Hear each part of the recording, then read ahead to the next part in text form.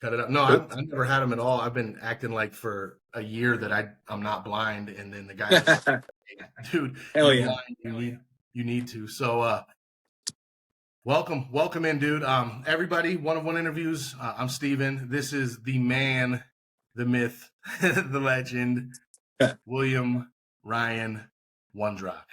Did I get Yeah, it? oh, dude, that's literally perfect. Right on, dude. Thank you so much for doing this. Hell yeah, man. Thank you for having me. I'm excited. Been hunting you down for just a little bit. I know you're a busy man, so I'm super glad. We got a lot of stuff to get into. Right off the rip, though, I want to start with something simple question. Verse for verse. Lil Wayne versus Tupac. Lil Wayne. It's not close. It's not But close. it's only not close because Tupac's longevity isn't there. But bar for bar, I don't think there's a person who's ever lived as good at rap as Lil Wayne. It's my honest opinion. All right, right on. Yeah. I'll leave it at that, and we'll let everybody else comment. I'm gonna get chewed up for that one. Oh, dude, they're going in without a doubt. So, oh boy. All right. Obviously, you've built a massive footprint in the hobby. When people hear your name, there's like I'm sure I know when I hear it, I think about it. A mix of respect. I don't want to say fear, but like intimidation. Yeah.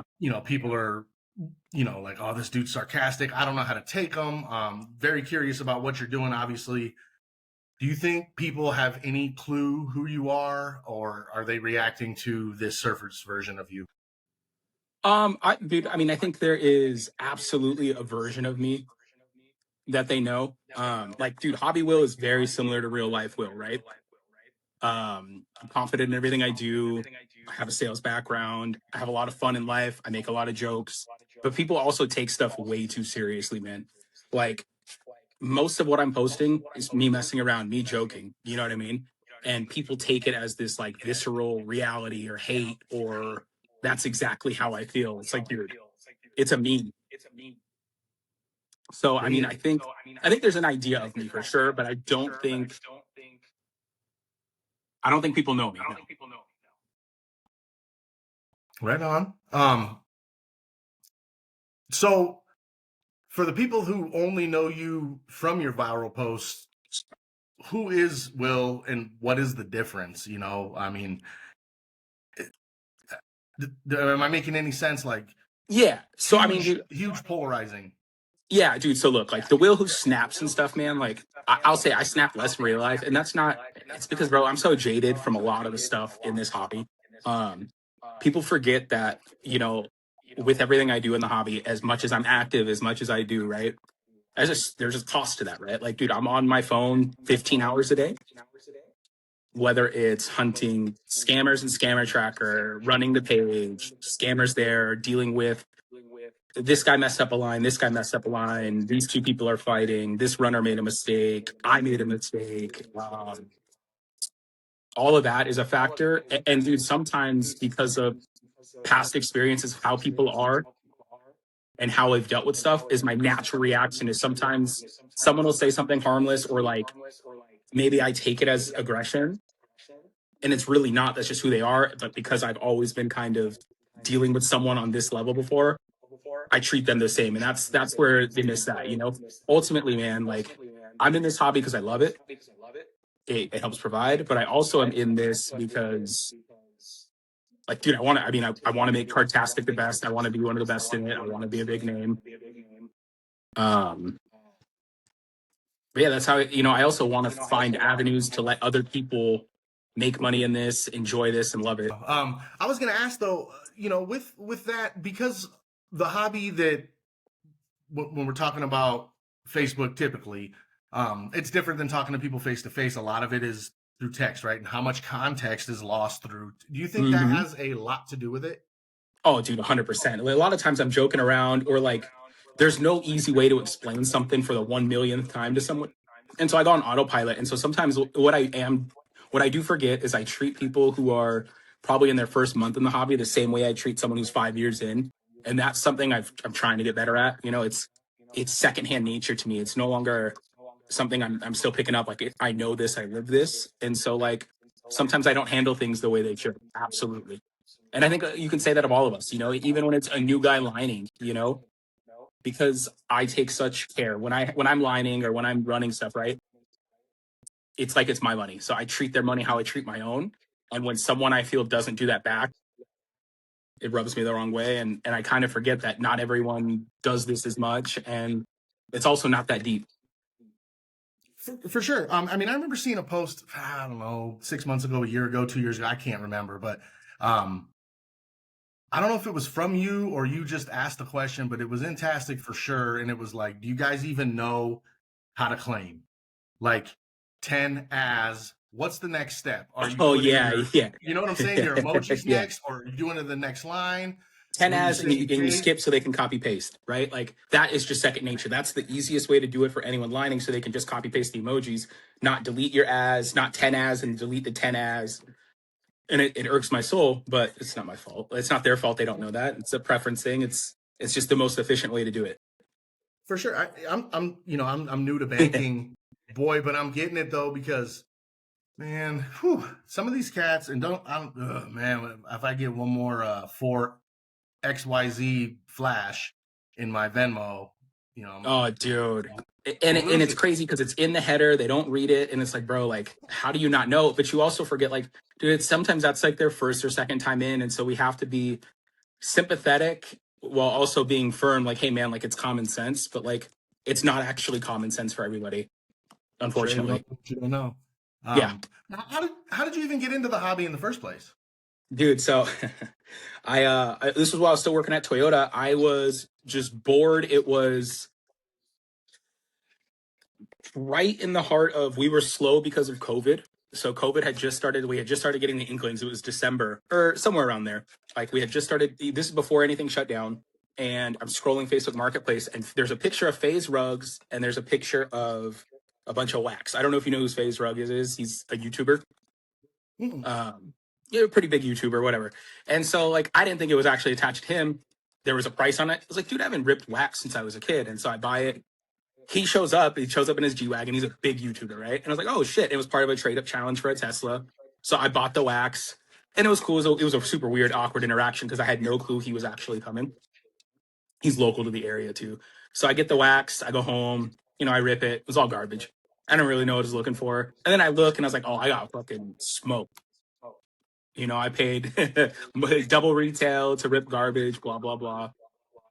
And then I started looking into groups, Facebook groups, like, oh, let me see what I could sell some of this or buy stuff, right? And I came across, because I was looking for reasonably priced stuff, I came across reasonable sports cards, which is where I started my hobby journey. Joined that group, probably 15,000 people in it. And I slowly start kind of growing my name in there, building the RAS size. I'm in every break. And then I made it known to them pretty early. Hey, dude, I'd love to be a part of this team. I'd love to eventually break and do this, that, the third. And that's kind of what happened is I became a mod, and then Rich brought me on for late night breaks. So I was doing all the ripping ships and then ripping after them. And it was a great opportunity. I built my name, and I think Reasonable is like probably one of the most family friendly places in the hobby. It's a huge group now. There's 100,000 people in it, but like that's a place you go to learn the hobby in a lot of ways. And you can still see the highest of heights in there. But like, I think it's a lot like the degenerate stuff didn't really come in. Like I brought Razes and stuff big when I joined Cardtastic as a member. And I was like, yo, like we don't know what we're doing. These people know what they're doing for Razes. And like Reasonable's not a Raz centered group. It's a group. It's for buy, sell, trade, Raz, auctions, all that. And slowly but surely, I kind of waded my way into Cardtastic, realizing that's more of a fit, and they needed someone. And then as that, my name kind of grew there and there. Alan from Scammer Tracker, drunk on Christmas Eve, was like, dude, I'd love to have you on the Scammer Tracker team because you already help us as it is, and I need help, and that's how that happened. Yeah. That the scammer tracker page is a legit blessing for sure. And sure we'll get into some stuff with that. But do you remember when you joined Cardtastic, how many members there were? By So chance. when I first joined, there was like 13,000 people, and then by the time I was an admin on like my first week, there was 17,000, and now we're at 25. So, you know, your posts, just your regular Facebook page, be it Will's or Wilma's, Yeah. they tend to go viral to a degree. I mean, always Not more viral, than the but regular viral dude. amongst our friends. Yeah. Right. That's what I'm trying to say. Always more than the regular dude, but like, I Yeah. wouldn't. That's a perfect example. Always, pretty funny or sarcastic. Elicit a ton of responses. Yeah. Are you intentionally like doing that? Do you intentionally poke at the hobby? Just saying I what mean, comes to mind. absolutely. Just like, I absolutely poke at the hobby because there's a lot of stuff in it that I just think like, dude, I love the hobby. I also think there's some like just some life skills people lack that are in this hobby, and it's just like the deodorant thing's like not a joke. Like nobody at card shows wears deodorant. It's crazy. Um, People, just a certain like just human decency is lacking sometimes in what we do. But like some of my other posts, like the political stuff, like, dude, I'm super liberal. It is what it is, right? And I also know that like my hobby following is so massively Republican because the hobby I feel like is mainly that. And so like, do I poke fun because the first thing that is said on the post is that I'm a libtard piece of shit? Yeah, absolutely. I love it because I sit there and I'll just watch. But I mean, do I believe a lot of what I post? Absolutely. Am I trolling a lot? Yes, I have fun, and I've gotten away from the disrespect. Like I'm no longer engaging with the blatant disrespect on posts.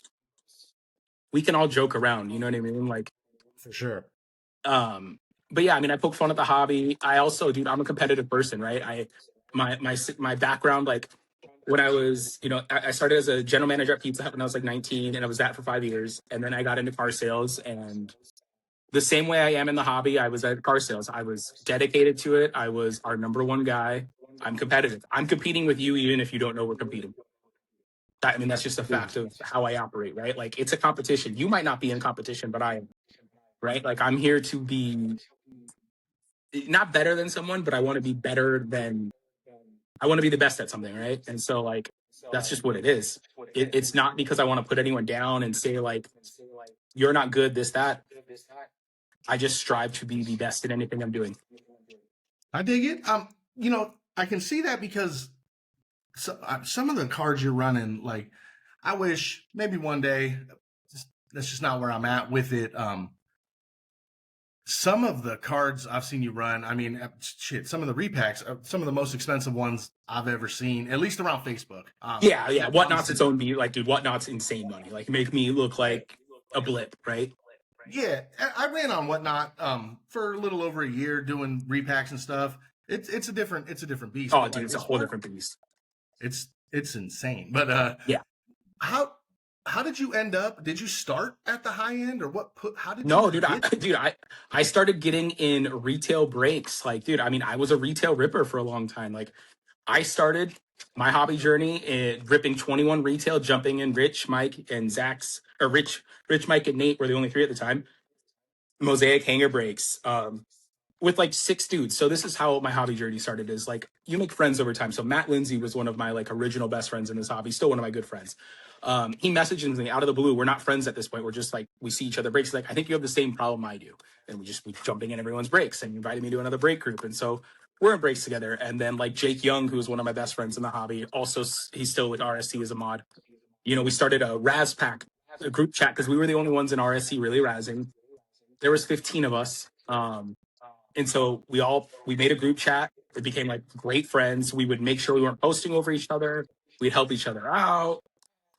We would trade amongst each other for, stuff and breaks. And like, that's where it started to develop. So like I started there small time, dude, and if I hit a $1,500 card, that was huge. Sure. And then as I'm breaking more, I joined Cardtastic and I'm starting to join lines for bigger cards. And like Joel Pad, I don't know how to say his last name. Joel Pad Thai is how I call him. I won my first like big cards from him and Dan Boxa. I was cold as fuck. I had never won a Raz in Cardtastic and I could never fill a line. I win a silver Mahomes from him and I win a Brady from Box and it was like I was King Kong. And that was where that thirst for that started. And then I just kind of kept growing with that. And the cards got bigger as my name got bigger, as I just naturally grew in the hobby. And then when like Cardtastic started to develop and we added bottoms, that was when things really started to change. Like when I was my first 6 months in Tastic, there wasn't bottoms really. It was flashes, megas, and like straight up OGs. Like we would fill $3,000 lines with just straight claims. You know, it was just people buying in. There wasn't bottoms, no 10 toppers. One of the rooms that had noticed me kind of growing Cardtastic invited me to come play and join in theirs. I was like, oh, dude, I should bring bottoms over here. And that's kind of where that happened. You That's know? wild, dude. Like, it's crazy. Just, I mean, now, like, what they're doing, I see dudes that cannot fill a line without bottoms, and it could be a $300 card. You know, it's crazy. I know, it's how crazy. from It's nothing crazy. to something. I know there's a lot to it. I mean, there's a lot to support and who you're friends with and who you deal with and all that too. But don't forget, nobody but wants to buy your shitty card also. So there's that aspect. 100%.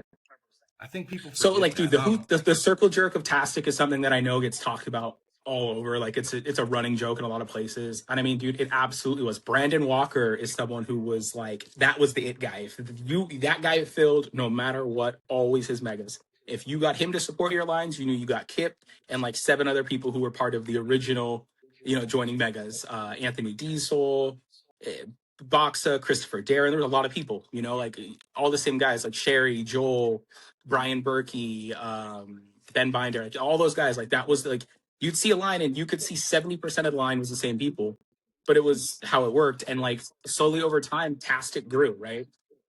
Jonas was the initial kind of like bring a new life. He brought flashes into Tastic. That was him. And then he grew it with Greg, Jake, Joby, Bindle. They brought me in when they're like, yo, we need someone crazy who's going to bring a bunch of people in. I joined, I want to say like 2,000 people came with me from RSC when I kind of let them know I was leaving. And it wasn't intentional poaching, but it was bringing people who knew me. I was now breaking there. And so like we grew that, and then flashes were insane.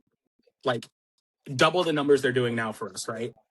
And so that put us on the map. And then more and more people started joining, and we started playing around with more money, getting, all that. Why do you think that they were double then and than they are now? There was less there. So the collective didn't exist. Firestarter didn't exist. Exchange didn't exist. Cards R Us didn't exist. Sick was doing flashes. We were doing flashes in New Era. That was probably it. There was nobody else consistently doing flashes. And even if they were, it was Sick and Tastic and everybody else. Sure. And it wasn't close. It was never close. Like Sick and Tastic, if we were doing a Jordan, you knew you were going to get $5 to $8 grand. If not more sometimes. Sick had like a $20,000 flash once, and it was it. Like that was the pinnacle, right? Part of what happened is I think the dangers of when you start flashing for the same people, because it's just a regular thing, and some people feel alienated. Other rooms came up, right? And the way we started to run things and things changed. New rooms come up and they start flashing, they start doing this, and so you lose some of your people. And there's just more options now. And it's not a bad thing. I love competition, and I love seeing people I started this with make their own room and flourish, dude. It's great. It's good for the hobby. I think so too. Even though, I guess what level you're on. So you were talking about if you could get those guys to co-sign for you, then you were good to go. And it's funny because you're that dude now. Yeah. And I know this because when I left Whatnot, I come over trying to do my thing on Facebook. I used to be an admin in a group that did repacks before I went to Whatnot. I've been in the repack game for a while. I couldn't get it going, and one of my buddies was like, "Dude, if you can get Will to co-sign your shit," I'm like, "Yeah, except I don't know him." You know what I mean? What am I supposed to do? Just but that's always the goal. Is like, how do we get this dude or you or a couple more like you to see it? And I'm speaking, dude. And the thing is, like, I'm an open book. You can message me, right? Like, dude, I will absolutely sometimes forget, as you know. Like, dude, I'll open a message and I'll forget, but I'm never like intentionally blowing someone off. Like outside, I mean, there's some people who I just don't like, that I will blow off. But like, if someone's genuinely asking me for help, whether it's tips in the repack or even a small shout out, dude, I've small shouted out a ton of them. Like, dude, I like to see people grow, because if you grow, it's another friend. I want to win together with people. I don't want to win alone, right? Like, I want Tastic to be the best, but I want Cards R Us to be successful. I want Card Exchange to be successful. These are the people who help build Tastic. And if my friends are growing, we're all going to find a new way to win together as this goes along, right? Like, and that's the goal, man. If you find ways to win with people, you all grow, because when they find their way to win, they're going to bring it back to you and vice versa. Whereas like this whole Patrick Wall puts it best, my shit, your shit. Like, well, my shit's cooler than yours, so I'm not joining it. All right, well, we'll go fuck yourself. Yeah, I dig it. No, I love that, man. I really wish more people thought about that. I mean, this is something I've talked about on every interview I've done is like, dude, this market is insane. If you don't think so, then you've never seen it. Dude, the conglomerate money is insane right now. We're watching a boom that is not quite 2020, but is far more rational and far more healthy than 2020. Dig it. So real quick back to the high end cards before we leave this part. So after you're doing some big ones. After you do a big repack or a big line or just a big deal in general, have you ever gotten like what's some of the negative feedback you've gotten? Like if a guy doesn't hit or bitching or something like that, like what are some of the things you hear? Dude, so I mean, and this is on anything. So on big lines, big repacks. I mean, one of the biggest things, there was a while I stopped doing repacks.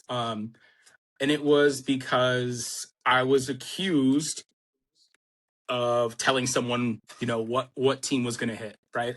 And for me, my integrity is outweighs making money and doing this. Like, damn, bro, if that's what you think, like, I don't want to do this anymore. Because one, I'm not doing that.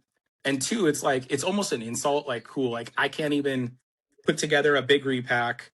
The guy who they said it was 40% of the entire repack's damage. So it was a $20,000 repack, and he was like $8,000 in. Of course, he's going to hit cards. It's not it's somewhat, it's crazy when you spend more and you have 6 spots, you're going to hit, right? But having to defend myself, having to defend it just got tiring. And I think the sad part of like a big line when someone whiffs, or like when I will do a case break, and dude, look, the reason I'll do a case break divisional, I hate sorting. I hate 32 team sorting.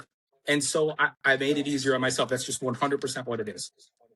Like, I would rather, it just is what it is. And unfortunately, that does create bigger losers in terms of like per spot. But typically, the guys who I know that are losing the money they're losing can afford it. I'm also not one to just let someone get insanely deep with me if I don't know them and not check in like, hey, bro, like I've never seen you spend 500, let alone 1,000 at one time. Are you good? Like, what's up? Right.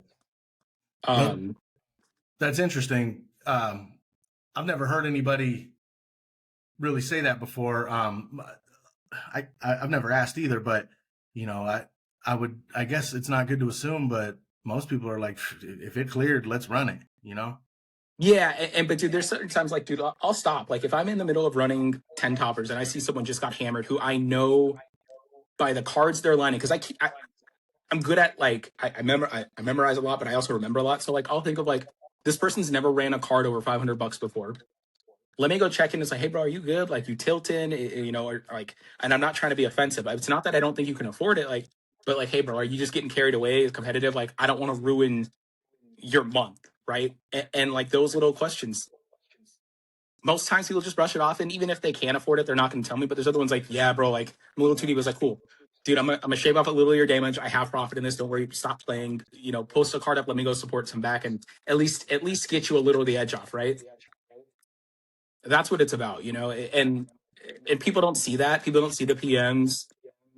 People don't see that behind the scenes stuff because I'm not going to embarrass someone. I'm not doing it to, hey, pat me on the back. I made sure this guy is okay. Like, I just want them to be okay. You don't need to, every good thing you do, the nice things you do, they don't need to be publicized because it's embarrassing, bro. Like, imagine if I did say, it's like, hey, dude, I shaved off some of his damage because he couldn't afford it. Like, what kind of dickbag does that? Yeah, I mean, like, that's the type of stuff I hate. And so, like, you do the stuff in private. You have those little side combos because, dude, even just messaging them to acknowledge you know their existence and they care, it details them, dude. It details people. It calms them down, and it makes them at least give a shit. Like, feel like, damn, this guy does care. So, yeah. You're a real person, not an ATM. Yeah. Like, I'm not just, dude, I don't. I don't want to fill huge stuff just to break people, bro. That's not what this is about, you know? Like I support a ton, right? Like I'm all over. I'm all over. It's a factual statement, and anybody that disagrees, you're not in rooms because I see you all over.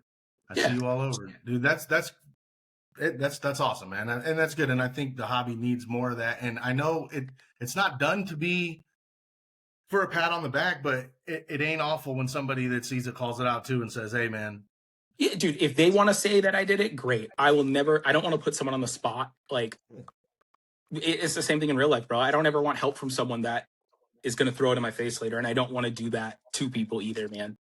I think that's one of the Yeah, most demoralizing things you can do. I've been in bad spots. I've been in spots where I'm sitting there like, bro, I can't believe I just blew all this money. Like, what the fuck am I doing? I'm going to have to sell this, this, this. I'm going to have to do this. You know what I mean? And like through those panicked moments of like, God, you know, or just like having to part with a PC, you know, I had to part with my entire PC at one point in this hobby because my, car sales had slowed and I had been overspending and I didn't adjust, dude. Thankfully I had a big PC to get me out of trouble, but like it was sad. You know, one of yeah. the all my hard work that had gone into a couple of cards that I never wanted to sell, I had to sell, you know? What if you didn't have those cards to sell? Like, then what? Then what do then what happens? I'd be a scammer.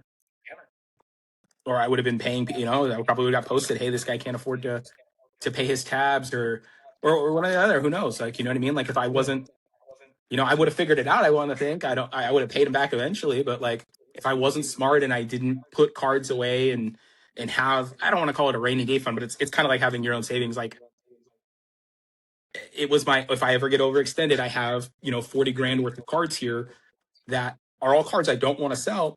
It was LeBron's, and at the time T-Law was a huge PC, but it was a Jordan, it was a LeBron, it was stuff that I never wanted to sell and had to.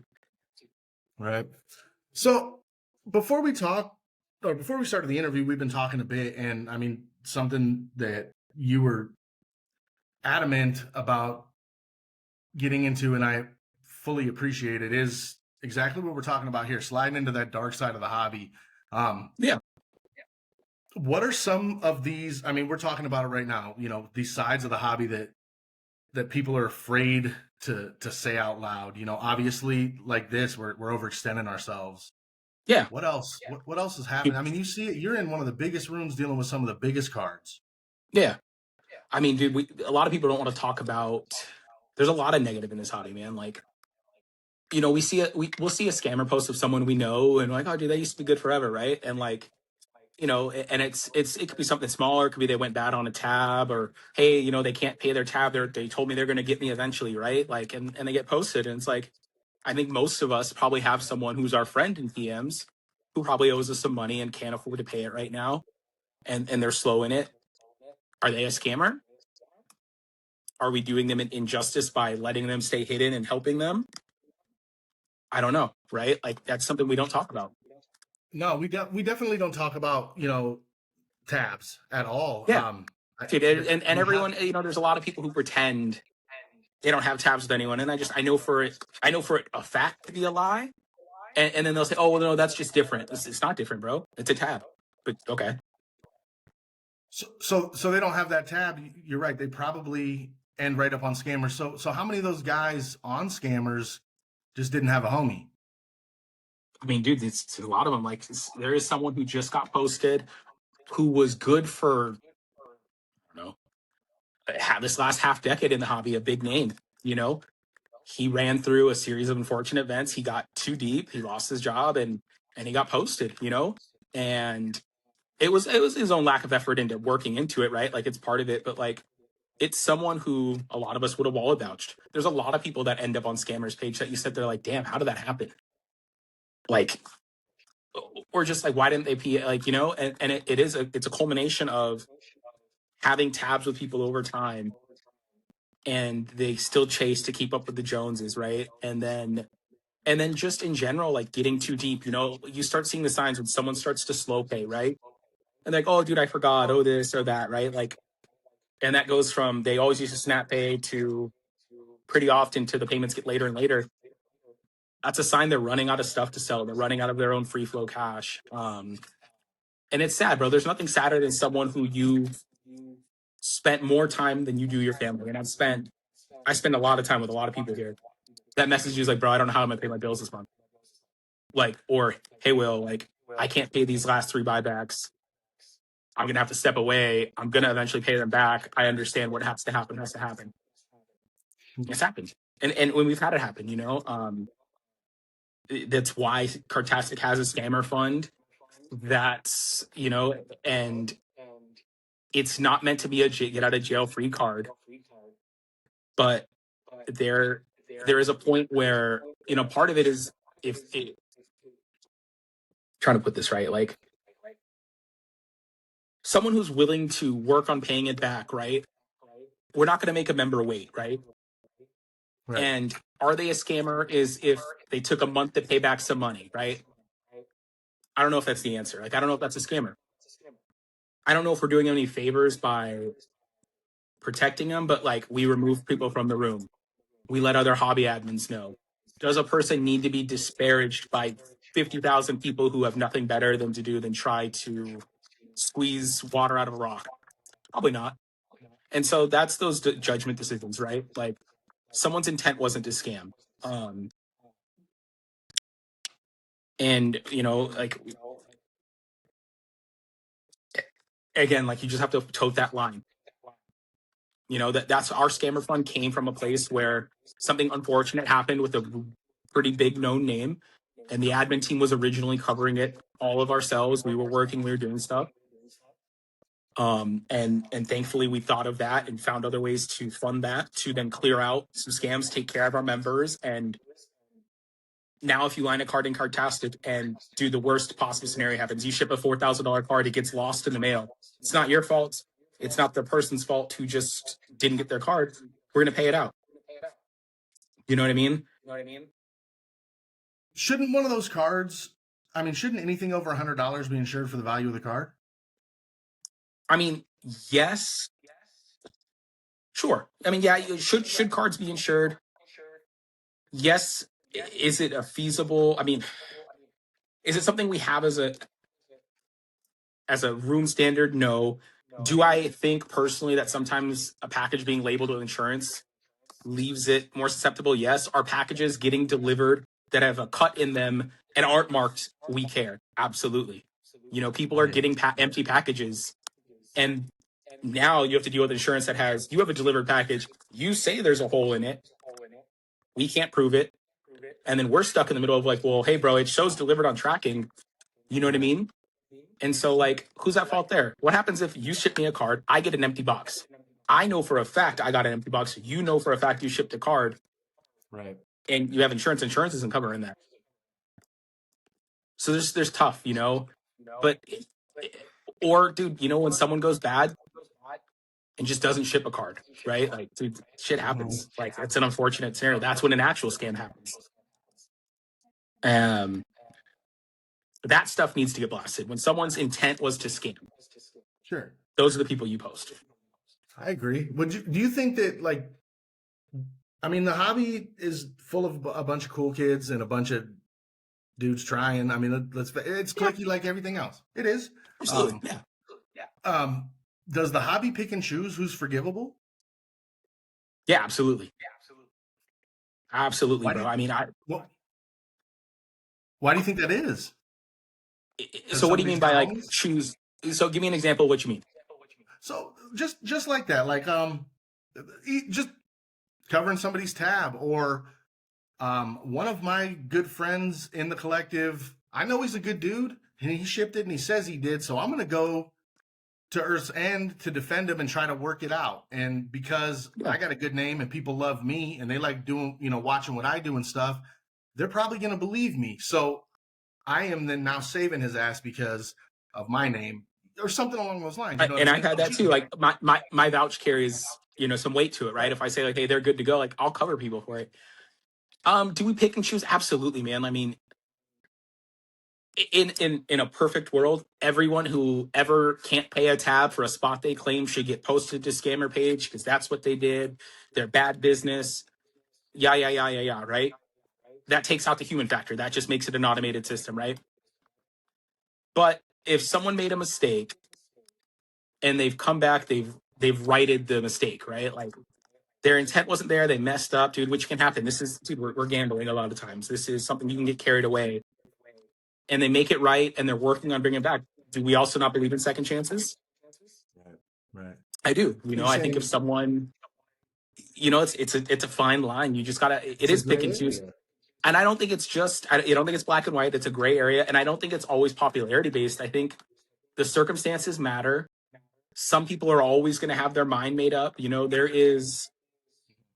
are people in this hobby who love to sit on a high horse, 100%. Right? They will lambast you and say, "Oh, you guys are doing this wrong. This is da da da da da," and then love to talk in their admin chat and in their room about how you guys or this room is hurting the hobby. The whole time, one of their admins owes half of the admin team, or they are covering up for their friend who's in it. You know what I mean? And so all the stuff that they say poorly about your group, they're doing. You know, they hate that cash games have become a thing. And they're sitting there running bookie boards trying to eat gamblers' money, and then they start doing cash games. But we're bad, we're stealing, right? And it's just comical, right? It's you know, or we all know about an unfortunate circumstance. I made a very poor post, and some of the people who came at me forget I'm in group chats where they made anti-Semitic remarks, other racist remarks, have talked crazy things in my PMs. And they wanted to step on a high horse. They wanted to make something more than it was. And that's okay. It's life, man. I made a mistake. I owned it. It was disgusting. You know what I mean? But that's just, it is what it is, right? I owned it, right? There's a reason I deleted it because it was a bad post, but I apologized and publicly owned it because you have to, man. You just have to. If you don't own your mistakes, and dude, there's going to be people who hate me for it. That's fine. Mm-hmm. You know, and you have to understand that not everyone's going to love you. Not everyone's here to be your friend.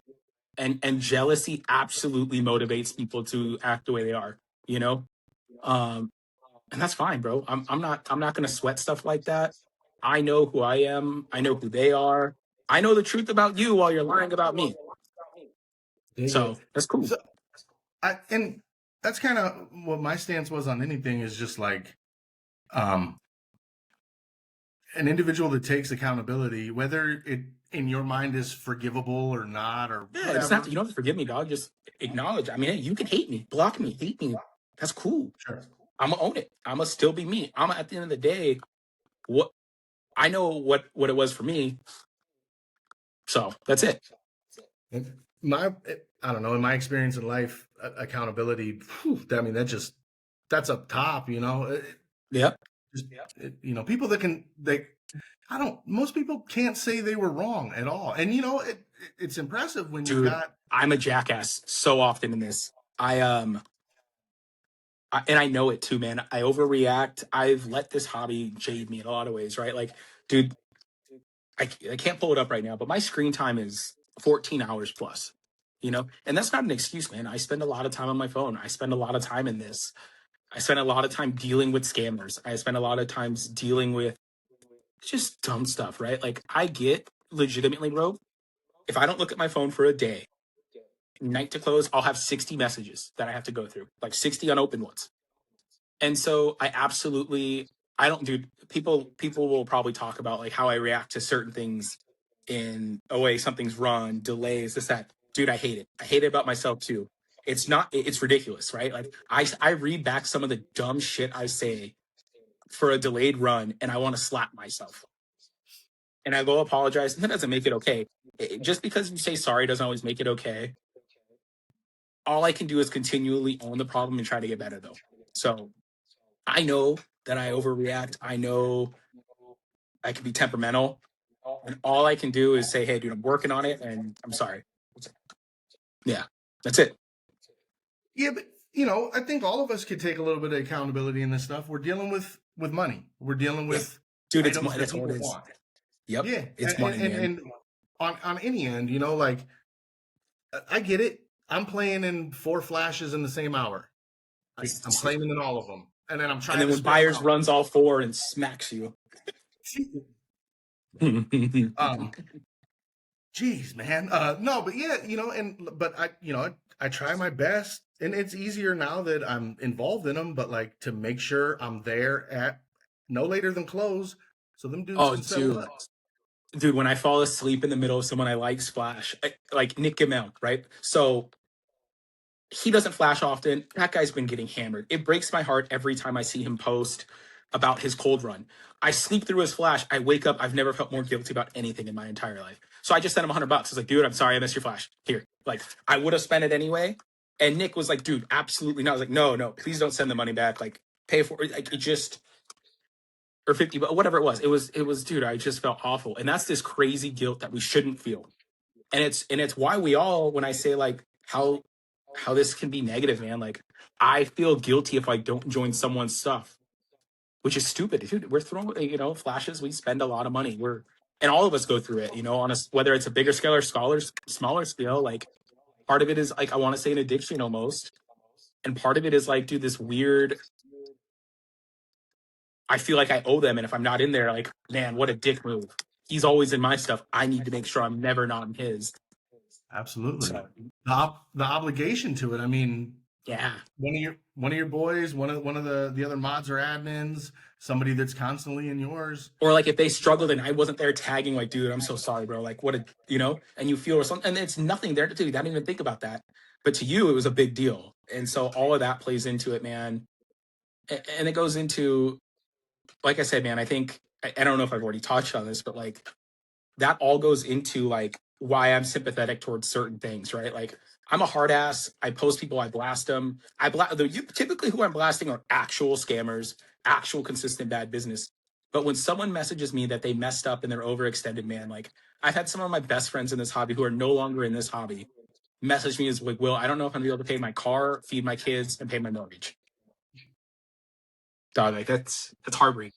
And it's heartbreaking that I, as a friend, didn't see them getting there. And So, it doesn't make it my fault, but man, that's all factors, man. do you think there's any warning signs or things that we can look out for to see something, say Absolutely, something? dude. So, dude, when you start seeing, and here's the signs, right? So, someone who goes from they never line anything, right? Don't really sell much, and then you start seeing them selling everything, like low end, high end, everything, lining more, payments get slower, the complaints go up, right? Like you start seeing them, their outbursts, their changes, right? It's all stuff we ignore. Just, oh, they're probably going something in real life. Like, nah, man, it's the hobby a lot of times. We blame it on real life, and he might say it's real life, but the real life problems they're having are because they're blowing all their money in this. And so, like, yeah, you might be fighting with your wife because you spent $2,000 this month in the hobby and you have nothing for it, and now your wife's seeing all these stupid cards on the table and wants you to sell them.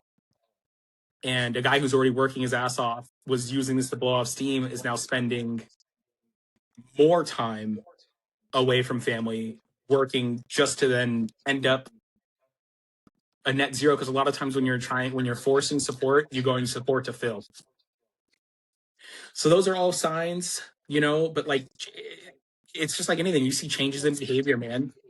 A simple message is just, hey bro, are you good? Like, we've removed someone who was a staple in Cardtastic for a long time, had his issues, but like a message he sent is like, I don't know how I'm going to pay my, literally after playing in one of my games, like, I don't know how to pay my rent this month. Thanks, bro. And it wasn't the first time it had happened. Wow.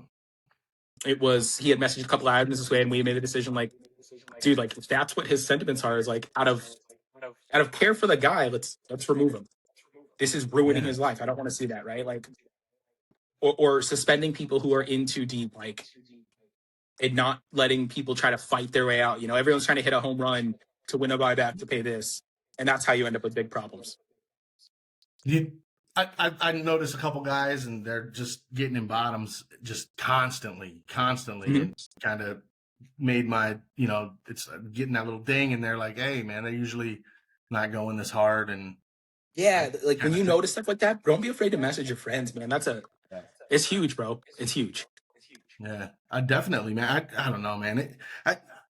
When it's kind of weird to me when people. I spend a lot of time on my phone too. Probably not as much as my wife might argue that, but Mm-hmm. a lot. Like a lot of us, a lot. And when people say real life versus this, like, come on now, bullshit. This is real life for us. Don't front like it's Oh, not. absolutely. Come on. You know, And you so know what I'm saying. But I'm guilty of saying that too, because I'm usually guilty of saying is people love to talk as if there's no real life repercussions because we're on the internet. It's just true. And it's not just, and I'm not talking like, there's people like I would slap for saying some of the things they've said to me. It's also like, bro, in what world is $2,000, $1,000, $500 not real life money, bro? Like growing up, bro, we like that's we didn't have it like that, you know. If my mom would have told me she lost $2,000, like, all right, cool, like I'm gonna, I don't know what we're gonna do to pay bills, right? That's not a thing. So, but yeah, but I get it. This is real life for a lot of us. This is how, like I love people. They love to say, "Oh, dude, you're just some loser hobby admin." Blah blah blah. I was like, bro, this is how I provide for my family. You know, like that's cool. Like this is real life for me. You know, I take this serious.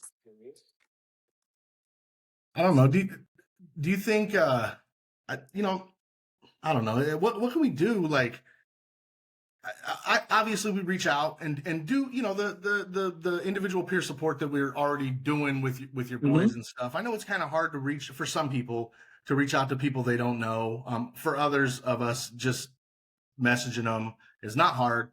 But besides those obvious things, I mean, is there any systems, check systems that maybe we should start considering as admins and mods and groups? Maybe like I'm just like seriously just talking out loud, but like, hey man, if we see like 3 of these things, it's got to go. Somebody's got to track. One of you, the youngest admins, got to do it, and then we got to reach out. And you know what I'm saying? Like Dude, some kind we of check try. and I mean, balance. we try, dude. So like Jake Argraves, right? That is probably our number one guy who catches red flags before they're even red flags, right? Like he'll see a guy posting a card that's like not normally. They're saying, hey, Will, do you know this guy's like, yeah, he's good. Or, hey, dude, he's been getting hammered in lines. Let's help support it, blah, blah, blah. But yeah, I mean, dude, you got to look out for like you as room admins. And dude, it's not feasible for every room.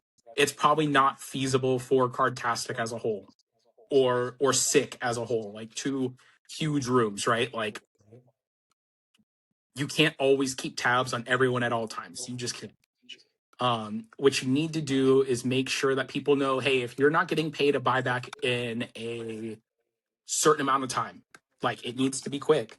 Now it's different with bottoms and bigger lines because tabs sometimes take a little bit, right? Like you'll see, so guys who play bottoms heavily, they struggle in certain other rooms because they're used to like, I can pay in 24 hours, like it's just a thing, or a little later. It's like, no, like that payment's too instant. I'm trying to snap pay my buyback, right? Um, versus like, like for me, if I know, like I have enough typically now where I'm just going to pay a buyback regardless of tabs that are right. Like just to be done with that person owing, they can owe me. But like stuff like that. So like people owing for a long time is a huge red flag. I think what we need to do is stop ignoring and saying, oh, they're probably going through something. No, go message them, dude. You know, and be quick to shut someone off. If you're quick to suspend someone who owes, you're helping them, right? You're helping them not get deeper. I do something similar. You say you just pay their tab. For me, it might be $50, it might be $10 when I'm banking, and I'm like, all right, all these names, I know them, run it. Yeah, I'll go yeah. hunt them down. Oh, I'm later. king of dude. I'm king of snap run and get paid later. I'm not a good example of that. So I am probably someone in ways perpetuated some of the issues that are in the hobby here now. Sure, but you want things got to be moving. Wheels got to be rolling. Yeah. People are getting paid. It's people's money, right? Yep. I've been lucky so far. It'll happen. I know it will, and then I'll have to figure out my way to handle it. How many times have you gotten burnt? Like burnt? Like burnt? So burnt is different than like money I'm owed. So like if you want to say burnt, mm-hmm. most of mine you can see on Scammer page from my earlier days. I haven't been burnt in a while, but like,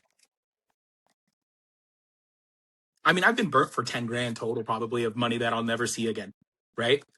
Over the course of the years. I mean, I have some of it was break tabs. What was his name? Derek Dietrich is someone who has gotten a bunch of breakers. was someone who used to tab with me, would always pay, and one day he tabbed with me for like 2K, lost like $3,000 betting with other people in reasonable, blocked me and burnt me. This dude Colby glit me in. I sold a white box to, lied and said he never got it, burned me for $1,000 on the charge. And I've been burnt, assorted tabs. There's some tabs that I've written off too, is like, they told me what was going on, like, and I don't want to call it burn. I was like, hey, you know what, dude, like, I'm in a good spot right now. You don't owe me anything. Just take care of life. I don't want to see you in another room gambling. If I see you there, like, I'm going to go let them know what's up. But these people, for the most part, truly left the hobby. Like, hey, like, shit got bad and they bounced. Yeah. Yeah, you can't and that's just like pay over here and then over here jumping in line. Yeah, and like money I'm owed right now, and this is a number that'll probably, make. I'm probably owed right now by active people in the hobby over 30, under 40. Jeez. And I mean, it's just, these are, some of it's rolling tabs, like people who are paying me overtime that are no longer like active, but like non-burnt, like someone who in a sort of people who, hey bro, like in a bad spot, like I need just so I can unbury myself, right? And because I'm in a good spot where I'm at, and because I'm part of that problem probably too. I attribute some of what I'm owed as part of a culture I created that has since changed, Tastic for a while was producing a lot of tabs and it's a never ending, where everyone's lining, doing this, doing that. And a lot of that got shut down, like over time, like, and so some of it is attributed to that. And some people who are just like, like stuff like that's created over time and different things, like, but yeah, in total of money that like trickles in, that'll probably take me a year in total. Probably right around like 30, which is a sick number. It's a sick number. Yeah. But like, it's a number that I'm no longer growing, I'm reducing. I don't tab people. I don't really, I mean, because there was a time where I was ripping probably 30, 40 grand a product a week too, right? In terms of like breaks. And so that was different too, is when I was breaking cases weekly, and lining on top and this, that, like, dude, there's so much money going in and out. So yeah, I think if you've been maybe a certain dollar threshold and a certain time. Yeah, I check in on people. You're never going to see someone like, if I'm running a $20,000 line, and I just ran one yesterday, right? Like, snap filled, but like, if I see someone above $1,000 in damage without a main, like, hey bro, you good? Like, outside of it being someone who I know is good, right? Like, if it's someone I'm iffy on, but like, there's certain people I know, right? Like guys who I get, $1,500-$1,600 deep in their line, etc., like, or more. Like, I'm not worried about them, right? But like, people who I know shouldn't be at that damage level, let's shoot a PM, do that. Hey, can you clear this portion of it? And sometimes they'll get super offended because the implication is that you don't think they can pay.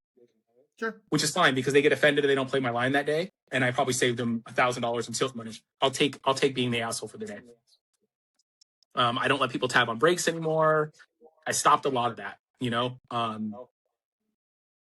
because it's not fair to them. I'm being their credit card, and then they're going to go try to hit a home run somewhere else. So, all right. I mean, we're talking about, ways to kind of curb guys and girls, people getting into these situations. But with that being said, if it's not just a straight line for the card without the buyback, are flashes, cash games, buybacks, are they just bad for the hobby then? Flashes, I don't think, are bad for the hobby. I think flashes have served as...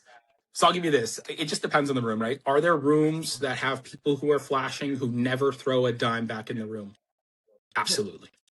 There's absolutely. There's flash hosts who are ATMing rooms, and using it, which is, look, dude, if they found a place where they've created it, good to them. If people are still supporting, right? Do I think... I don't know where that is. Yeah, I'm saying, there's places, right? Yeah. So that's okay, whatever. Are those bad for the hobby? Not necessarily, but I think for the most part, what flashes did, what cash games have done, has created a way for rooms to be monetized for admins, for those admins to go spend that money. And yes, dude, they're absolutely still making some, right? Is it still profitable for flashes? Absolutely. Is it still profitable for cash games? Yes. Is the majority of that money going back into the room, pushing lines, keeping a room's ecosystem going? Absolutely, in my opinion. I know it is, at least for me.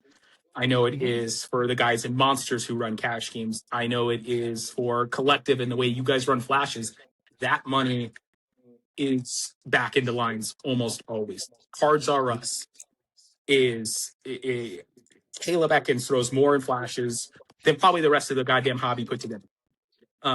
Their admin team pushes them. Our admin team pushes them. Jake, Greg, Joey, Bindle, they're all in lines. The admins who run cash games use that money. Are they absolutely profiting from it? Yes, as they should be. Mm-hmm. We're not paid to be admins. We're not paid to deal with all the stuff we deal with. If there was no way to monetize Cardtastic, right? How long could people last, bro? This isn't a cheap hobby. Unless they're making oodles and oodles of money, right? And so, people are cash games necessarily the best thing for the hobby? Maybe not. I don't want to sit there and defend them either. Like, we a cash game, the 9-rounders, right? 9 out of 10 rounds are getting paid. And, there's a 5% rake when you look at it this way. So if it's a $200 one, 100 to a jackpot, 100 here, runner gets tipped, and so there's absolutely profit. There's absolutely money to be made. And part of that, dude, a lot of that goes back into rooms, goes into giveaways. Right. I don't know if I would say, I think bookies are probably a big thing that's hurting the hobby in some ways too. If they're irresponsible, and there's responsible bookies too, right? Like, in everything, as long as it's monitored. Go ahead. Well, I'm sorry. How prevalent are bookies, and because a lot of guys who are going to watch us are very versed and veteran card guys, and a lot of them that are going to watch us, you're going to be like, hold up, y'all got bookies? Like, oh, bro, it's huge. It's everywhere. I mean, look, so if we're in the dark side of the hobby as a whole. Raz rooms are the dark side of the hobby. We are. What are Razes, right? Like, at the end of the day, it's gambling.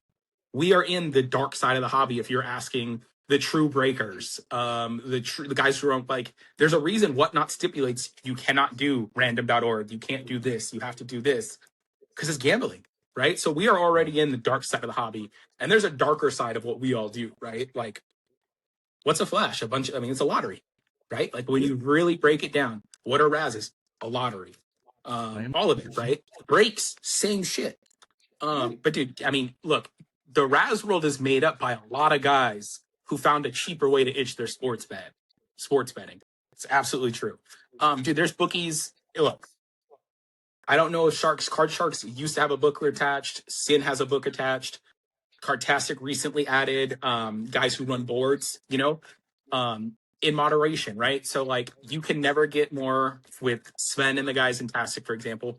You owe them 500 before you can bet again. You have to clear within moderation, right? Like, bookies can be healthy for a room in some ways by offering a one-stop shop, and it brings more people in, but it is taking money out of the room. And I don't think that's necessarily the end of the world. People are going to gamble, as long as there's a responsibility factor, right? And you're not murdering people. There's other rooms that have books that will let a guy who makes 60 grand a year get a $20,000 credit limit and lose his shirt. That's what hurts the hobby. And that's a lot of times when you see these posts, like, the reason we're allowing it in Scammer Tracker is because it's become a thing, like, it's part of the hobby. Gambling is part of the hobby. It's sports. We're in the sports world. It's a natural progression. Is it all good for the hobby? Probably not in the grand pure hobby form, right? I think you'd have to be a liar to say cash games, bookies, and flashes are good for the hobby. You'd have to be a liar. Do I think that for a guy like Winkowski, who is I think, one of the top surgeons in the planet in New York, right? That guy does not have time to run.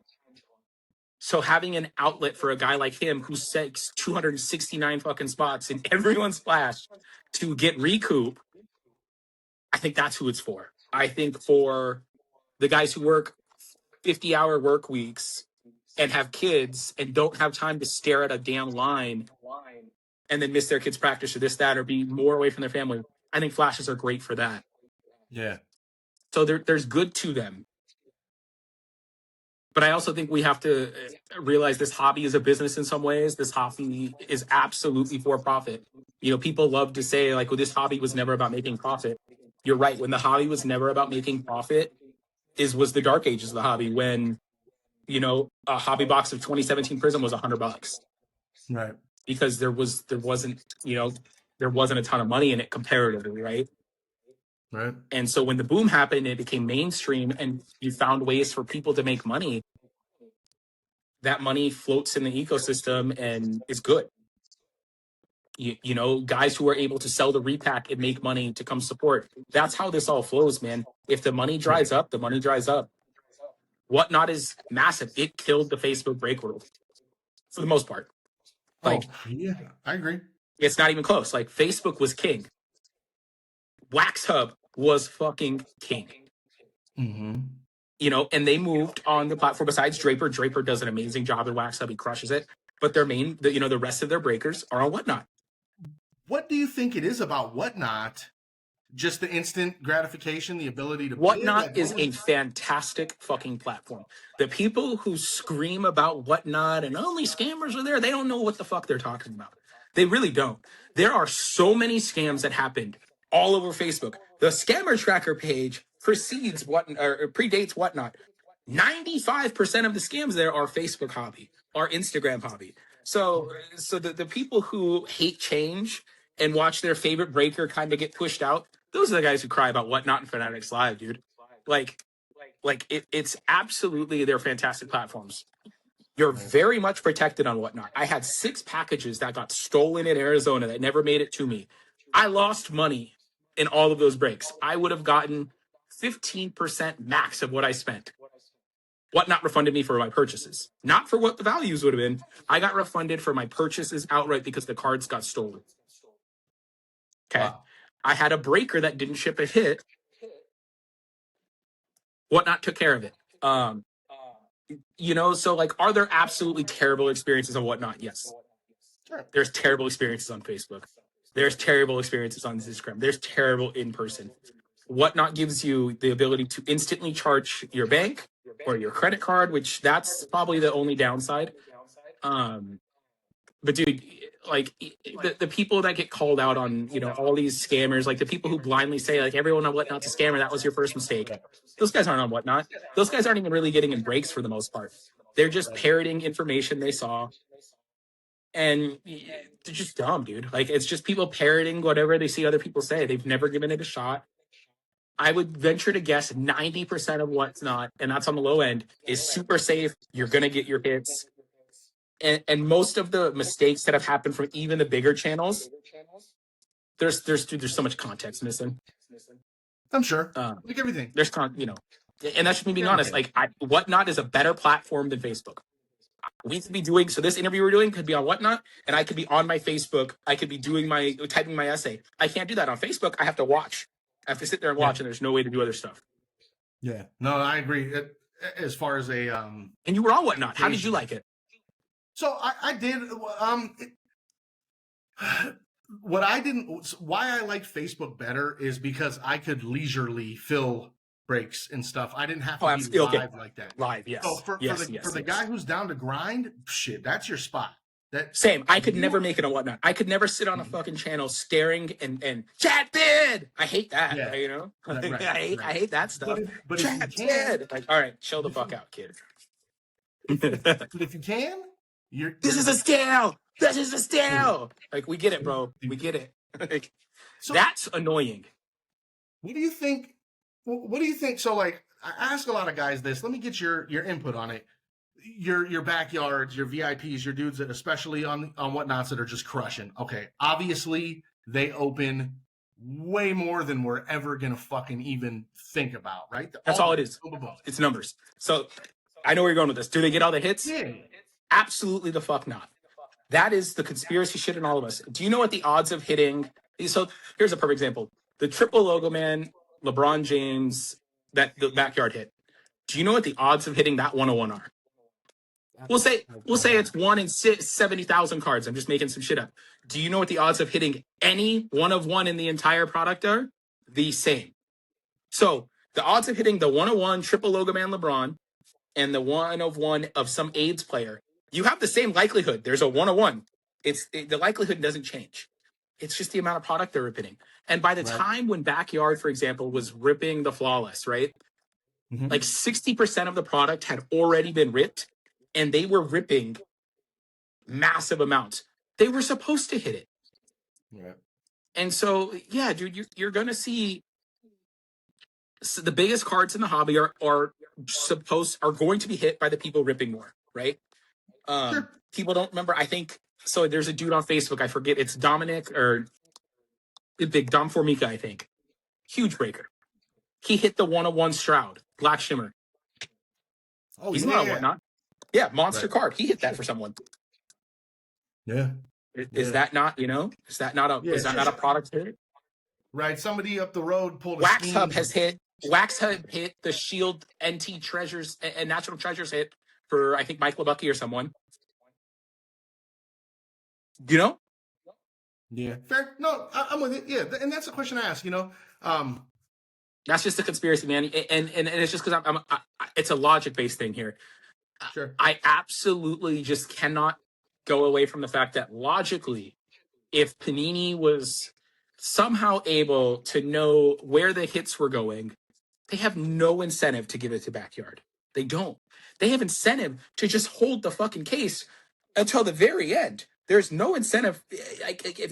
Or dude, they're going to, like, the amount of people you'd have to have involved in that. There'd have to be line workers, this, that, who'd all know about it.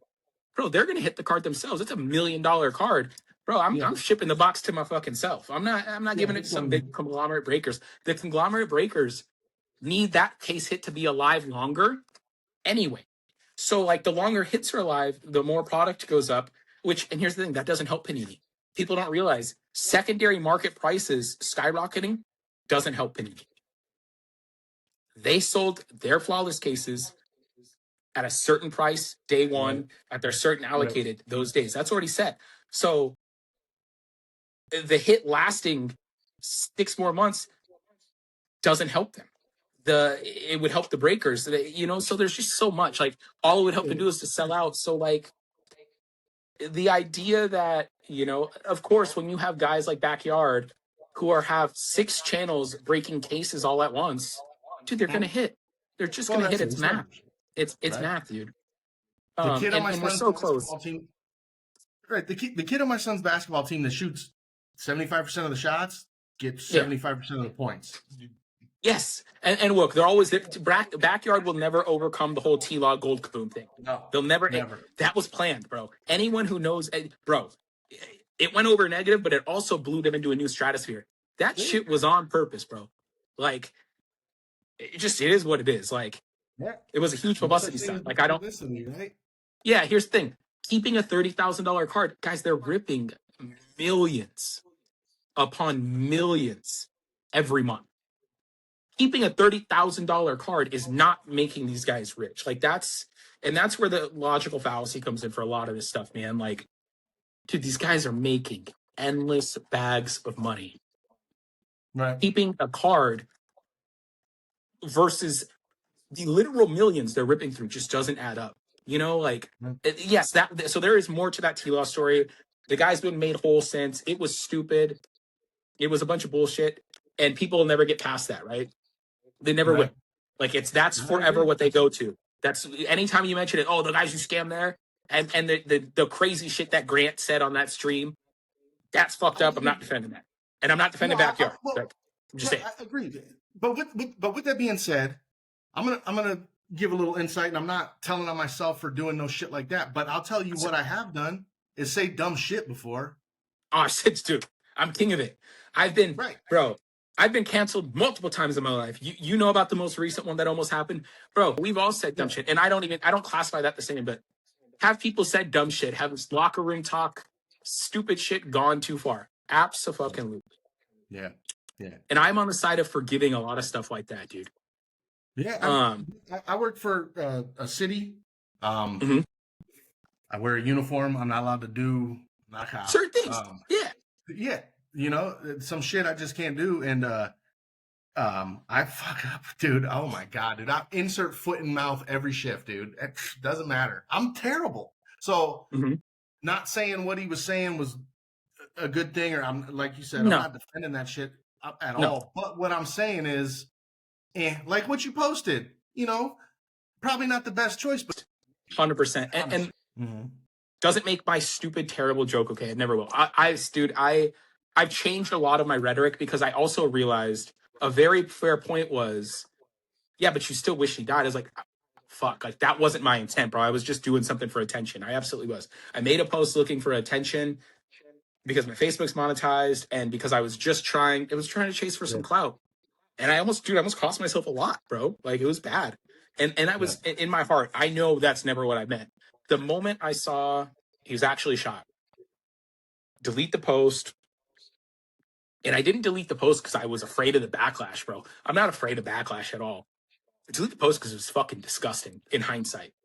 And then I own it. And I'm just going to sit there and I took it. And people tried to defend, like, no, stop trying to defend me. There's no defending this.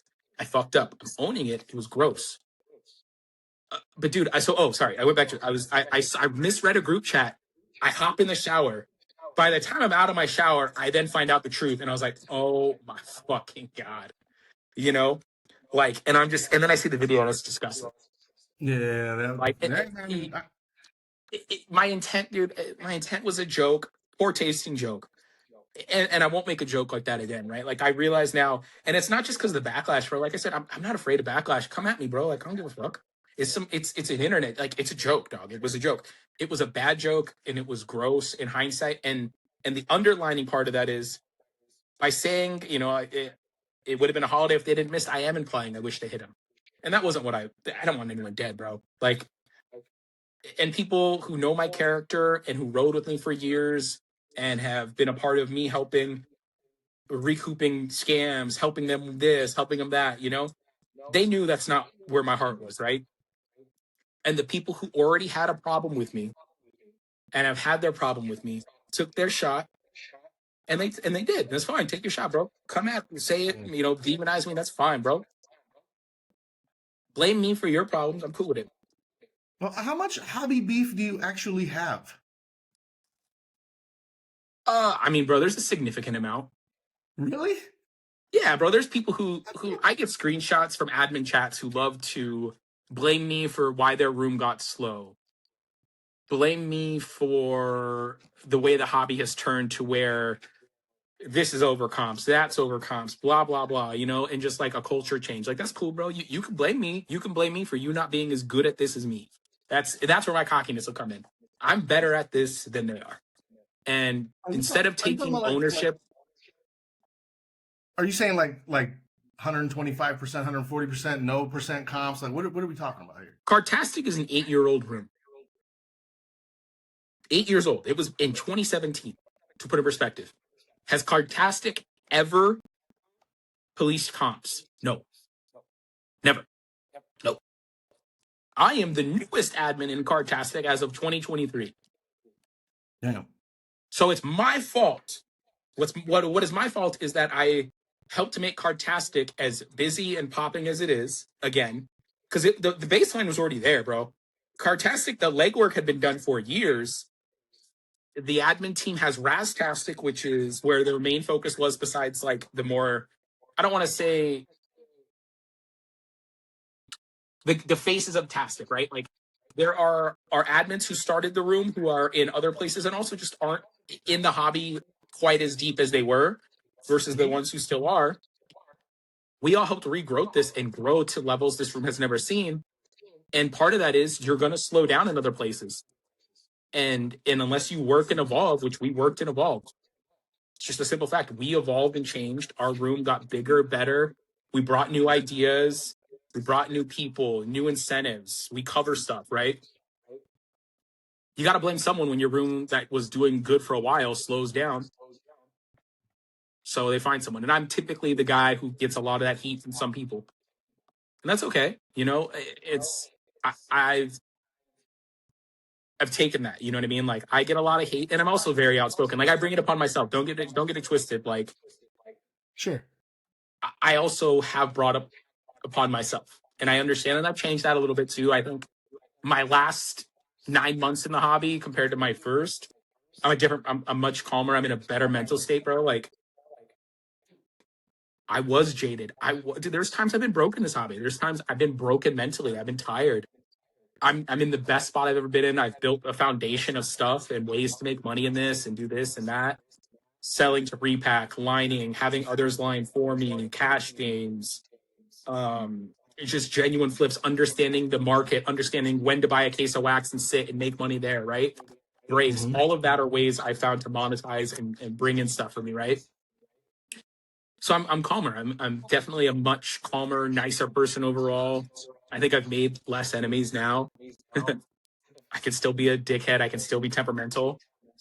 I think a lot of the hobby drama has gone away. There was different fights at different stages in my hobby career. I now just block people, bro. If the energy is going to be crazy or fake, I'm not going to get into the fights anymore. I don't have that. I don't want to do that. I'm not going to waste my time. You hate me, cool. I block you, and I don't have to deal with it, bro. Like, I don't need to be in your life, and that's a win-win. I like that. I like that a lot. I think I'm probably a lot of bit older than you. But that's the other thing too, bros. I mean, I'm a naturally competitive person, right? Like, if I take something as a slight, my old issue was too is I'm gonna make it a bigger issue. Like, you want to be passive, I won't be passive. Like, I'll tag you by name. And I did that. I did that recently, earlier this year. I can't remember who it was, but it was essentially they said, this isn't Cardtastic. You're not going to line, blah, blah, blah here. And I tagged the entire team who are in my room doing nothing, never support, never played. And I brought out the worst part of it, and I regret it, right? And because I took it deeper too, because like I brought in other stuff of like, oh, look, like, your name isn't even original. Like, I know why your guys' name, you know who I'm talking about. 100%. I remember that one. That was a big one. Yeah, I was fucking mad. And that's the part of me, like, I want to get away from. I want to get away from that guy, because you know what? At the end of the day, they're right. Your room isn't Cardtastic. I don't like the fact you use this as the butt end of something you think is negative. But, bro, it wasn't that big of a deal. I made a mountain out of a mole, and I made some enemies for no reason. That's where that's my fatal flaw, man, is I get too emotional. And if I see red, I act rather than, like, calm down. And that's something I'm working on trying to be better at is not snapping. So hopefully I can keep up with that. Because, bro, I'm just happier. I just want to, because I really do want to see other places grow, like Card Exchange, when they filled the $80,000 one-on-one Jaden. Insane. And it made me so happy that when I made my post, a lot of people joined as a cosign. And, bro, like, that room is made up by some of the pillars of Tastic who helped grow the room, who needed a place that, when Tastic changed, I don't want to say left them behind, but, like, changed in a way that they don't like. If the hobby's not enjoyable for you anymore, I'm glad they made a way to refine joy. They're still a great part of Tastic, but now they have somewhere that is their perfect niche for what they want. And it made me so happy to be a part of that success and be able to support them, because those are all great fucking dudes, bro. Those are all great humans, people in the hobby you should strive to be. And that's the thing, is you can show love, right? Sin City is probably the most efficient place in the hobby to run a $2,000 to $6,000 card with the most friendly format. Tastic, you're going to probably fill the fastest and you're going to fill the biggest cards, but boy, oh boy, is the damage going to be heavy because of T2s. Yeah. Whew. You can shout out success without it. That's the big thing I wish we saw more of. I wish, with the negative I bring in, I think I also am one to celebrate success. We need more people celebrating each other's success, man. I agree. But these posts do happen, and you can see that. Yeah. You'll see it when I hate admins myself from for groups. What's that? I hate myself for it. Or like the side, like There was recently a post that I felt was throwing shade directly at a room. And it was passive aggressive, and it was ho shit. It was ho shit 100%. You know what post I'm talking about because there was comments on it. The post itself was straight ho shit. That's okay. I've done that. I've done that same post. And I want to see stuff like that stop happening across the board because you know what, bro? Who cares? Like, there's no reason we need to address shit that happens in other rooms in our rooms if it's not a scam. If you don't agree with it, just move on. And I need to do the same. Just move the fuck on. If you don't like this way they do something, who gives a fuck? That's why you have your room. Don't play there. Yeah. Don't go there.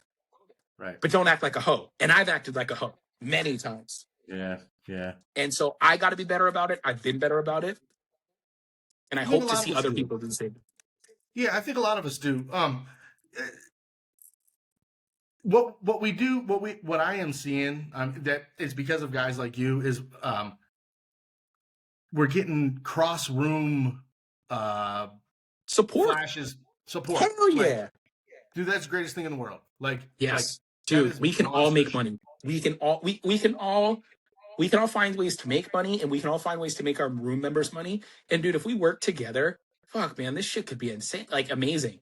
You know, we watched in the higher end side of the hobby, and I don't want to say this as like a negative to the lower end, but like, because the lower end's a bad way to put it, but like on the bigger card side, we've watched rooms die this year. We've watched some rooms die out that are just gone. And that's good because the rooms that survived are still going. But man, there's ways to make it so where we can all eat off each other's success and find ways together. And finding ways to win together is great, bro.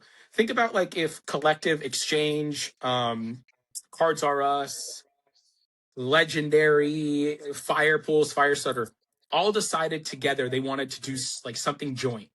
Do you know how fucking awesome that would be? And how fast and big it could grow? Yeah. Like that, bro. Like that. You guys could snap $100,000 card in a week. It'd be wild. I want to see that stuff start happening. One day it will, and I think, all it takes is the dialogue and egos. Yes, because you gotta understand that, like, bro, everybody's in everybody's room, right? Like, I'll tell this to anyone. It's very hard to poach Cardtastic. And I don't really think you can even poach Tastic anymore. We have 25,000 people. We've been around 8 years. They're all here. If you as an admin in another room come in and line a big card, and those people are now your friends or in your tag list, and then you happen to line a card in your room and tag them, that's not poaching, man. It's not. Poaching is if you went onto our members list and messaged all of them individually. But dude, you making friends in another room, and even if your intent is to make those friends and invite them to your room eventually, oh, that's fine. You made friends. You spent money. Do it. I don't see that as an issue. You know, Cards R Us is made up. Yeah. So Dylan, Caleb, and Chaz are 3 of the biggest Tastic people ever. I'm so fucking happy their room's flourishing. Yeah, no, for sure. I agree with that 100%. I mean, I'm in a ton of rooms, and if my friends tag me and I catch it, because, we're busy, I'm jumping in. Yep. Now, on the other side, with poaching, and that was something I was going to ask, I became an admin in a room. I'm not going to say what it is.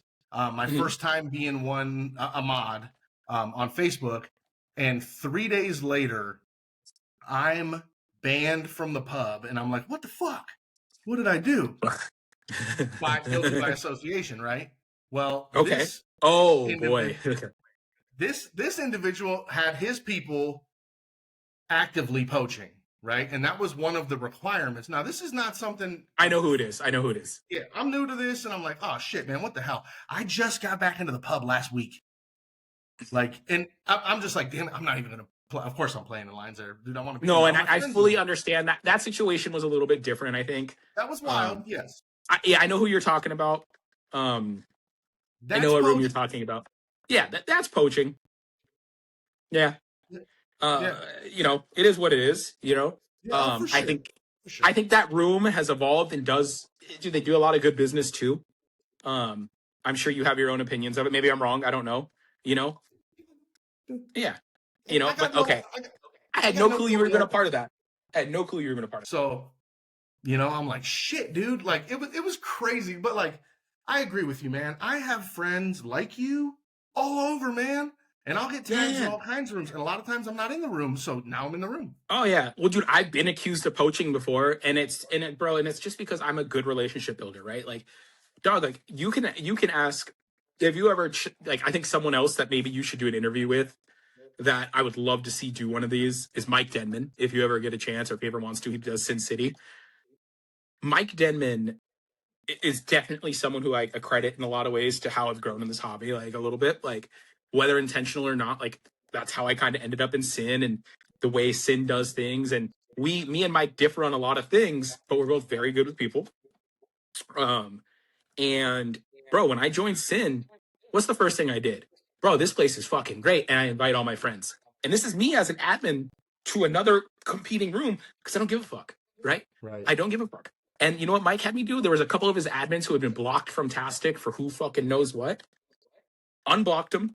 That's actually, dude. So when I first became an admin in Tastic, there was an old admin who they were super worried about poaching and such had banned multiple admins from SIG, multiple admins from here, multiple admins, and I unbanned all those fucking people.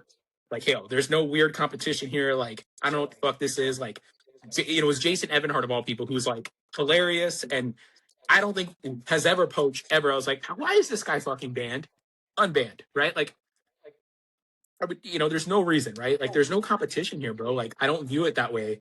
Like, the competition I have in my head with everyone is different than actual competition. That's just me wanting to be better than them in my own head, not necessarily like fuck those guys, right? And that's through that relationship building is I brought my friends there. And you know what happened? My friends, when they lined in Tastic, invited their guys, and we had a bunch of Sin guys join back, and it became a melting pot. Yeah. And I think that's good for the fucking hobby, dude. Like, yes, as an admin, your support should primarily be where you're an admin. You should majority spend there. Yes. Agreed. But how do you go out and get other people? You could go poach and do it the ugly way, or you can go make friends, play, and build a natural relationship, and it just happens. Dude, be a I don't think social I've ever butterfly, invited. man. Yeah, I don't think I've ever interviewed or ever messaged someone, "Hey, brother, join Cardtastic. We are better." Fuck that. I'm not a dork. Like, right? I'm like so like. And even that, even that, I just should have booted him, and I didn't need to make it a big deal. But because I like a spectacle, which is a bad quality trait. Have you ever seen Never Back Down? Yeah. Remember, it's a spectator sport, bro. That mentality I have is a toxic one I have. I fucking hate it about myself. And I've gotten better, but it's still there. I do things to make a spectacle and get attention. It's a terrible quality. People will tell you that's probably one thing they hate about me. And I don't disagree with them because I hate it too. It's good in some ways, but I also like, bro, I do things. I do things to get attention sometimes, whether I know it or not. And I hate it. But I've gotten better, and I'm going to continue to get better. So that's all I can say. But yeah, it's definitely fun. It's fun to watch. Well, yeah, but it's more than that too. It's like I've been in multiple group chats with buddies, with admins and stuff. And they're like, "Yo, you see what's going on over here?" And it's like, "Fuck it, hold on, I'm gonna go look." I love this shit. Wheels on a fucking rampage again. Come watch. Like, oh fuck, it's so much fun, man. It's so much fun. And sometimes it's funny, but there's other times I look back, it's like, God, I look like such a fucking clown, bro. And I know it. The thing is, at least I know it. It doesn't fix it or make it better, but I know sometimes I'm like, oh boy, what did I eat for breakfast? Jesus Christ. No, dude, that's awesome. So, dude, we're at an hour and a half, man. Like, oh shit. That's fucking awesome. Yeah. Dude, I have like so much more shit I want to get to. Dude, let's do it. We can do a two-parter. I'm down. Do you want to do another interview too and kind of finish up some of the points maybe we missed? Well, yeah, I do definitely. That's what I'm saying. But like, I want to make sure there's nothing in particular right now. Like, truly, I'm just listening because like, yeah, you're on this other level. I'm not there, and I'm not like fucking gassing you up or nothing. But it's true, and it's fucking neat hearing it because I'm talking.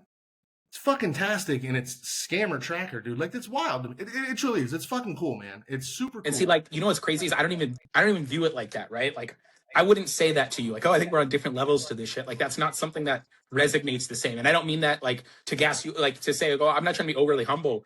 I just do not even view it that way. And I guess I don't even realize that that's how people view some of this stuff. It's true. Like, and I think that's where I feel that's where some of my disconnect comes in, is not realizing that kind of feedback from people. Because it does make sense now when they're like, damn, bro, like, you're bigger than this, but you should act different. I kind of get now as we're talking where that sentiment comes from. Like, what do you mean, bro? Like, I'm just a person, right? Right. Like, but I learned that. I learned it mainly over that whole bad post, was how much my outreach actually is, and how much people talk about stuff, you know. And so I'm more careful about it now. But yeah, dude, this has been so much fun, bro. I miss shit like this. Dude, it's so fucking cool. But like, dude, when that post happened, we had already discussed potentially doing this, and I had fucking some dudes like, I don't know if you should do that, and I'm like, oh, pardon me, I shouldn't do what? You know what I'm saying? Like, who the fuck are you talking to? Like, are you kidding me? Bro, it's crazy. I mean, more. well, and you know what? One of the I'll tell you this. The first thing I did is I told my Tastic admins, like, hey, if you guys need me to step down, I will. And I basically got told, are you fucking stupid? Like, do you think we'd ever just abandon you? I was like, bro, it's an unfortunate circumstance. You shouldn't have posted it. But dude, fuck off, you know? And like, I tried to leave the chat. They added me back, you know? And I was like, I didn't want to hurt any of my friends with it, right? Like, that was the goal. I was overreacting a little bit. And dude, like, the main person who reposted it, right? Me and him had probably one of the greatest conversations I've ever had with another human. Because he went at me hard in PMs about it, right? And I just sat there, like, bro, I get it. I'm just going to tell you what happened, da-da-da. And I didn't message him for a week, and he hadn't removed me as a friend. And he messaged me like a 5-minute voice message. And was like, look, man, like, I don't like your shit, but I can see you were genuinely, and you know what, Will? Like, I know you better than that. We had like the most about-face conversation about why I view things, how I view things, how he viewed things, and where my headspace was when I made the dumb thing, and why it's like this, and how, bro, like, it's not that deep. And we had one of those great conversations that we don't have anymore anywhere. Like, an honest conversation, like, dude, like, do you really think I ever wish that? And he's like, no. I was like, then why was this big of a deal? And I understand why it was. He's like, you don't realize the weight your words carry. That. And then he went into me about it. I was like, you're right, bro. Like, I am furthering the divide. I am creating this issue. I agreed. It was it was the most healthy political and just like man-to-man combos I've had in years. And so, like, dude, I think I'm actually happy that post happened, because it changed the way I do things some. And it reminded me, like, bro, I also have gotten so deep into this being a shit poster that I forget there's real life fucking consequences sometimes for shit like this, as there should be. Yeah.